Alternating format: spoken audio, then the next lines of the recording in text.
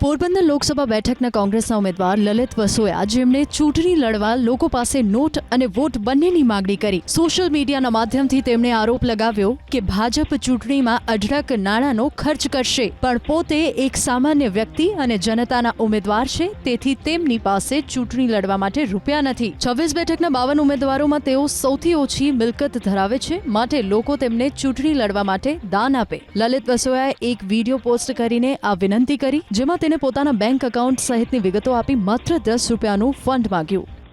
ચૂંટણી માટેની જરૂરી વ્યવસ્થાઓ કરવા માટે પૈસાની જરૂર પડે અને એ જરૂરી પૈસા પણ મારી પાસે ઉપલબ્ધ નથી, ત્યારે હું મતદારો પાસે વોટ અને નોટ માગી રહ્યો છું।